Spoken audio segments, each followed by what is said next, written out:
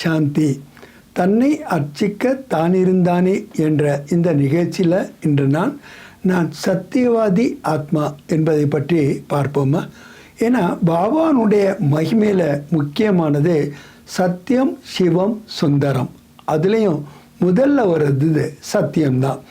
அதே மாதிரி பாபா தன்னை அறிமுகப்படுத்தி கொள்ளும் போதும் கூட சங்கம யுகத்தினுடைய சர்வ சிரேஷ்டமான பிராப்தியை நமக்கு அனுபவம் செய்விப்பது கூட சத்தியமான தந்தை, சத்தியமான ஆசிரியர், சத்தியமான சத்குரு ஆக நம்ம கூட சம்பந்தங்களை ஏற்படுத்தி அதன் மூலமாக அனைத்து பிராப்திகளையும் நமக்கு கொடுக்கின்றார். சத்தியவாதி என்றால் வெறுமனே நாம் சத்தியத்தை பேசுபவர்கள் மட்டுமல்ல, நம்மளுடைய எண்ணம், சொல், செயல், சம்பந்தம், தொடர்பு எல்லாத்திலையுமே நாம் சத்தியமாக இருக்க வேண்டும். அதுலேயும் பாபா சொல்கிறாங்க, முதல் சத்தியம் என்ன அப்படின்னா நான் ஆத்மா என்பது. அப்போ நான் ஆத்மா என்பதோடு மட்டும் இல்லாமல் நான் எப்படிப்பட்ட ஆத்மா என்பதையும் நாம் உணர வேண்டும். ஆக நாம் அனாதியில் எப்படி இருந்தோம், ஆதியில் எப்படி இருந்தோம், இப்போ நாம் நிகழ்காலத்தில் எப்படி இருக்கிறோம், எல்லாத்துலேயுமே பார்த்தோம்னா நாம் சத்தியமாகத்தான் இருக்கின்றோம். எங்கேயுமே பொய் என்பதே இல்லை. தன்னை சரீரம் என்று நினைப்பது கூட ஜூட், ஒரு பொய் தான். ஏன்னா உண்மையிலே எனது சரீரம் என்று நாம் கூறும்போது அது என்னுடைய கட்டுப்பாட்டில் வரும்போது நானாக நிச்சயமாக இருக்க முடியாது. அதனால தான் பாபா சொல்கிறாரு, நான் என்ற அந்த சத்தியத்தை, அதாவது நான் ஆத்மா, அதுவும் எப்படிப்பட்ட ஆத்மா, அழியாத ஆத்மா, சைத்தன்ய சொரூபமான ஆத்மா.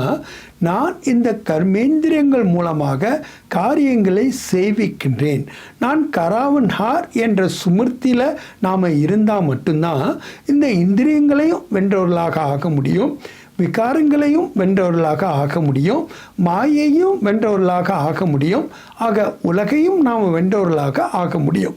ஆக அனைத்திற்கும் ஆதாரமாக இருக்கின்றது இந்த சத்திய தன்மை தான். அதனால தான் பாபா சொல்கிறார், தன்னை சத்தியவாதி ஆத்மா என்று நீங்கள் உணர வேண்டும். அந்த சுமிர்த்தியில் நீங்கள் எப்பொழுதுமே இருக்க வேண்டும்.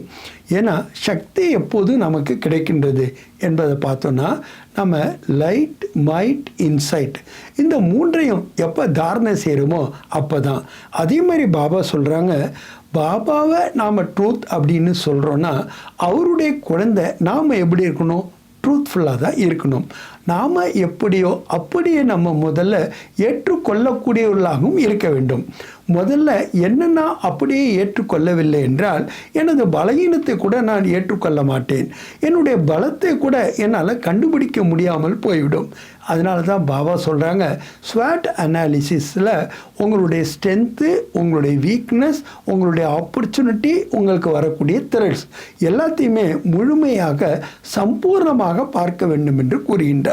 ஆக நம்மளுடைய லட்சணத்தில் நாம் கொண்டு வர வேண்டும் என்றால் நான் சத்தியவாதி ஆத்மா என்ற சுமிர்த்தியில் இருக்க வேண்டியது அவசியமாக இருக்கின்றது. இந்த கடைசி ஜென்மம் பிராமண ஜென்மந்தான். இதில் கூட நாம் இந்த சக்தியை ஃபாலோ பண்ணணுன்னா நாம் சத்தியவாதியாக இருக்க வேண்டும் என்றால் தேகி அபிமானியாக, ஆத்ம அபிமானியாக இருக்க வேண்டியது அவசியமாக இருக்கின்றது. இதுக்காக பல யுக்திகளை பாபா சொல்கிறாரு. அதில் சச்சாயி சஃபாய் அப்படிங்கிற வேர்டையும் யூஸ் பண்ணுறாரு. மேலும் நான் சர்வீஸபிளாக இருக்க வேண்டும் என்றால் நான் பாபாவுடைய தில் தத் நஷீனாக இருக்க வேண்டும் என்றால் கூட இந்த சத்தியவாதியாக இருப்பது அவசியமாக இருக்கின்றது. ஆக பாபாவை நாம் பிரத்யக்ஷம் பண்ண வேண்டும் என்றால் நம்மளுடைய பேச்சு, நம்மளுடைய செயல், நம்மளுடைய விவகாரம் அனைத்திலுமே நாம் சத்தியவாதியாக இருக்க வேண்டும். ஆக பனாவட்டியும் நம்மகிட்ட இருக்கக்கூடாது, திகாவாவும் நம்மகிட்ட இருக்கக்கூடாது.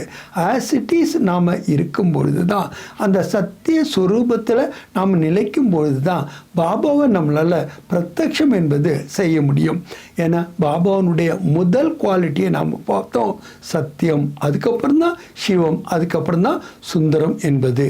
அதனால்தான் பாபா சொல்கிறாரு, நீங்கள் சத்தியவாதியாக ஆகணும்னா முதல்ல தன்னை தன்னைத்தான் சத்திய சொரூபமான ஆத்மா என்ற சுமிர்த்தியில் இருக்கணும். தேகி அபிமானியாக இருக்கணும். விதேகியாக இருக்க வேண்டும்.